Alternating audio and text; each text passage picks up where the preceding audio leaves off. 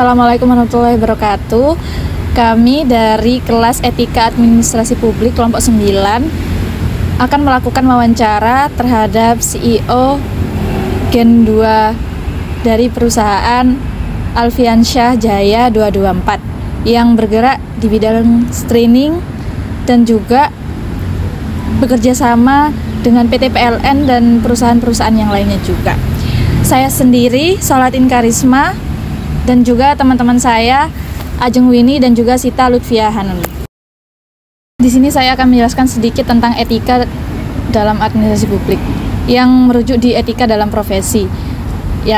Yakni etika tersebut merupakan prinsip moral atau nilai yang mengatur perilaku terhadap profesionalitas dalam menjalankan tugasnya, yang dimana dia menjalankan dengan kejujuran dan juga kedisiplinan dalam menjalankan setiap tugasnya yang merupakan dari tanggung jawabnya tersebut.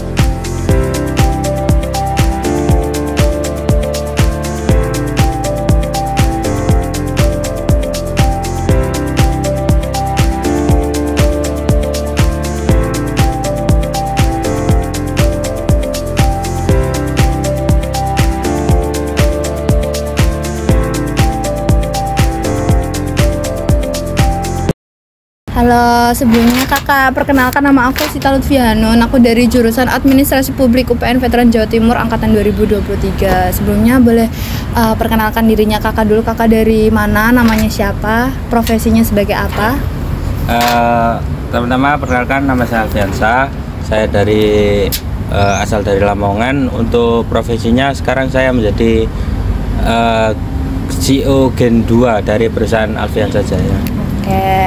Sebelumnya kak, itu di sini kita mohon izin untuk melakukan wawancara terkait etika pekerjaan, etika profesi.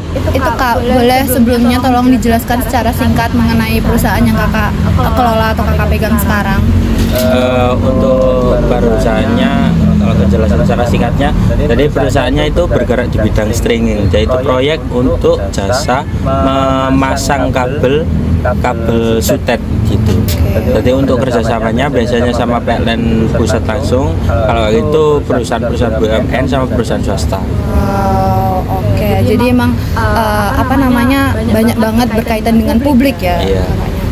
Oke. Nah, aku punya beberapa pertanyaan ini terkait etika administrasi atau etika profesi yang kakaknya lakukan di perusahaan. Mungkin bisa minta tolong kakaknya buat jelasin juga ya sedikit. Jadi pertanyaan yang pertama terkait dengan etika profesi, menurut kakaknya itu di perusahaan kakak, etika apa yang harus ditanamkan sejak dini ataupun harus terus-menerus dipegang teguh sama perusahaan yang kakak punya buat menjaga mungkin branding perusahaan agar tetap stabil atau bagus di mata masyarakat, itu gimana? Kalau menurut saya etika itu yang pertama itu kejujuran. Jadi kejujuran itu memang harus ditanamkan benar-benar, baik maupun dari karyawan maupun dari atasannya. Soalnya kalau dari kejujuran itu kita bisa kayak menilai itu kayak segimana orang itu. Jadi kalau sama sekali dia berbohong, itu pun kayak gimana ya? Kayak orang itu udah tidak berintegritas gitu. Iya, harus diterapkan kejujuran itu ya. Mungkin semisal ke yang lain gitu, apa itu memang yang paling utama? Yang paling utama itu sih. Yang kedua ya pasti disiplin dalam bekerja. Soalnya kalau di perusahaan itu ada target. Oh iya. Ada target kan. Kalau sama kita garap berapa kilometer ini kabelnya lah, itu nanti dikasih deadline berapa bulan lah. Kalau sama mama kita bisa selesai lebih cepat, ya itu lebih baik dari kita. Soalnya dari biaya operasional pun juga lebih dikit gitu. Oh, oke. Oke, kita cukupkan dulu untuk pertanyaan pertama. Oke, untuk pertanyaan kedua ya Kak ya. Nah, jadi kan kakaknya sebagai CEO kan pasti punya kewajiban dalam melaksanakan profesinya kan. Nah, bisa tolong dijelaskan nggak mungkin kewajiban atau tanggung jawab kakaknya dalam mengelola perusahaan itu kan pasti kan nggak dikit itu tuh. Pasti kan kakaknya megang banyak anak buah atau karyawan gitu tuh. Itu gimana cara menanggulanginya? Ataupun kayak gimana kewajiban-kewajiban itu tuh bisa tetap berjalannya tetap teratur gitu. Maksudnya kayak dipegang teguh sama karyawan juga. Jadi untuk kewajibannya ya untuk yang pertama yang paling penting tentunya mengayomi semua karyawan. Oh iya. Gimana cara mengayominya ya dengan cara jadi ada itu sistem kayak bonus dan bonus itu nggak ada kalau sama misal punya jabatan itu dikasih bonus besar enggak, jadi kita dibagi rata. Jadi sama mama kalau sama mama emang ya itu tadi kejujuran.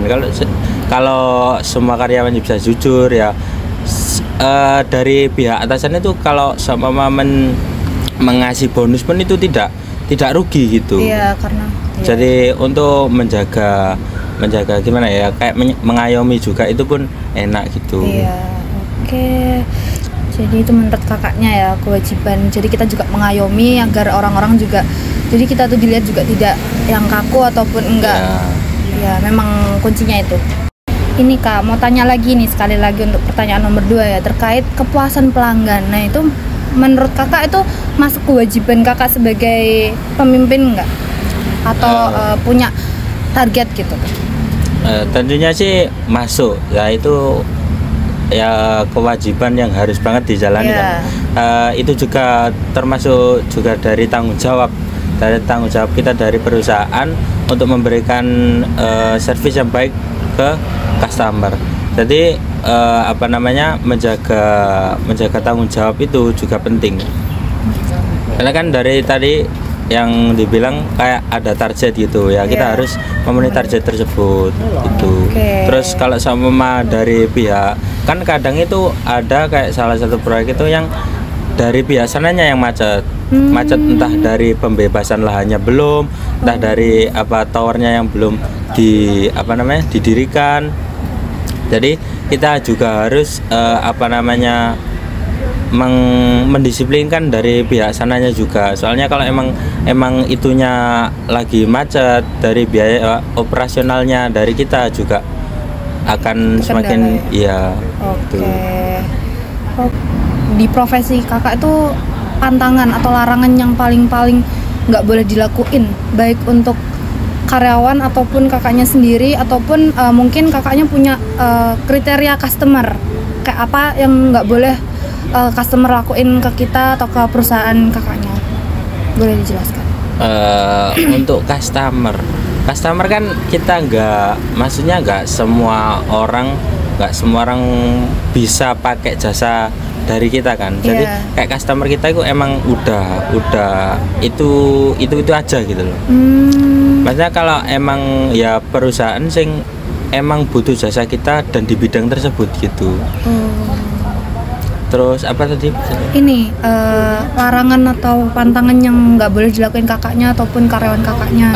Untuk pantangannya ya itu tadi keterlambatan itu tadi, kedisiplinan tadi itu. Terus dari pihak sananya ya untuk biasanya itu advice tagihannya itu. Advice tagihannya. Oke, yang penting itu ya. Mau tanya seputar itu doang. Jadi kurang lebihnya kita udah ngerti secara umum gambaran tentang perusahaannya kakak, larangannya, kewajibannya, terus menurut kakak pandangan etika profesi itu kayak gimana. Jadi itu dulu Kak yang mau kita tanyain. Di sini kita mau berterima kasih kepada kakaknya karena udah ngeluangin waktu di kesibukan hari-harinya. Udah sih Kak kurang lebih. Berdasarkan hasil wawancara tersebut, dapat disimpulkan bahwa semua profesi pasti memiliki etika profesinya masing-masing. Pada perusahaan Aviansyah Jaya 224, etika profesi yang sangat dijunjung adalah kedisiplinan, kejujuran, dan kepuasan pelayanan terhadap konsumen. Sekian dari kelompok kami. Apabila ada salah kata mohon dimaafkan. Kami ucapkan terima kasih. Wassalamualaikum warahmatullahi wabarakatuh.